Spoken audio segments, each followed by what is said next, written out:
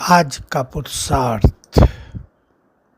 हम ब्रह्मावत्स, भगवान के बच्चे, महान लक्ष्य की ओर चलने वाले।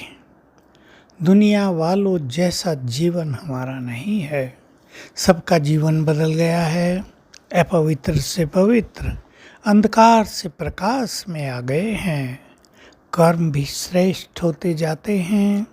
सभी व्यसन छूट गए हैं। बहुत बड़ा त्याग सभी ब्रह्मावत्सों ने कर दिया है। देखें, अपने को कर दिया है। भले ही किसी को अपने त्याग की महसूसता न रहे, क्यों नहीं रहती?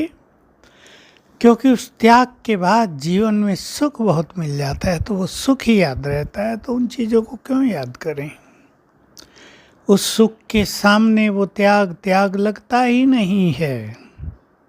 अब बाबा चाहते हैं, शिव बाबा चाहते हैं, मेरे बच्चे सभी मेरे समान बन जाएं, तो देवकुल की सभी आत्माएं, सतयुग त्रेता युग की सारी प्रजा बाबा से मिलन करने आ जाए, आकर्षण हो जाए।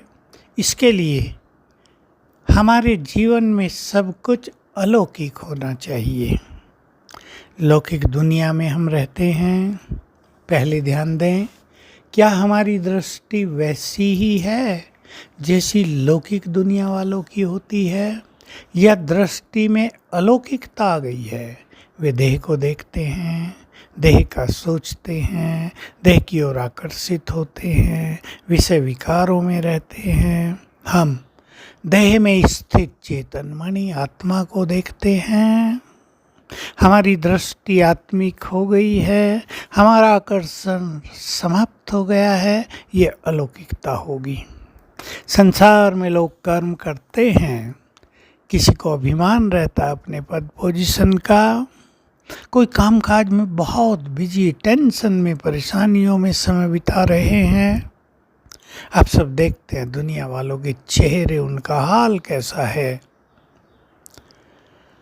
हम संसार में रहते भी संसार के प्रभाव से मुक्त रहते हों, ईश्वरीय नशे में रहते हों, स्वमानधारी हों, हमारा चेहरा अलौकिक दिखाई दे, रूहानियत की छाप छोड़ने वाला हो, लौकिक किसी भी बात का प्रभाव हम पे ना हो। कर्म तो हमें भी करना है, लेकिन कर्म करते हम प्रसन्न रहें, हमारे चेहरों पर अलौकिक तेज रहे। ऐसा ना लगे ये सारा दिन टेंशन में, प्रेशर में, भिन्न भिन्न तरह के चिंतन में अपना समय व्यतीत कर रहे हैं।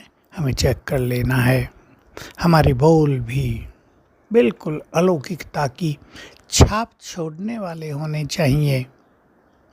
चेक कर लें, जैसे हम पहले बोलते थे, क्या वैसे ही अब भी बोलते हैं, या हमारे बोल में रूहानियत है, स्वमान है, एक गुड फीलिंग दूसरों के लिए है।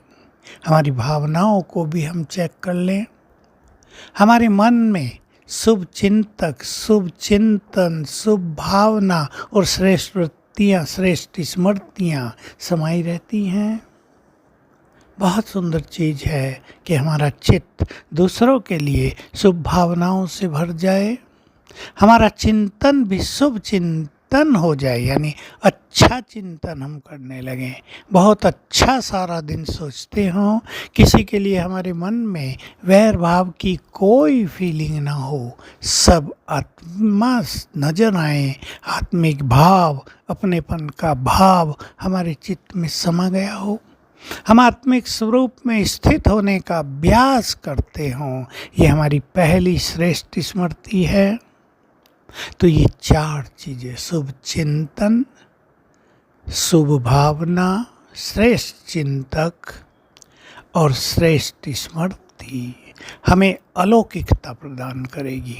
और जितना जितना हम योग युक्त रहेंगे, यानी योग के अभ्यास में रहेंगे, जितना सांसारिक आकर्षणों से दूर रहेंगे, हमारी मन की शक्तियाँ अलौकिक और बहुत शक्तिशाली होती जाएंगी। तब हमारे चेहरे से सभी को रूहानियत की फीलिंग होगी कि ये संसार में रहते हुए फरिश्ते हैं, ये संसार के वासी नहीं हैं, संसार के आकर्षण से ऊपर उठे हुए हैं, इसलिए फरिश्तों को ऊपर दिखाया जाता है। तो आइए हम सब कुछ अलौकिक बनाएं। ओम शांति।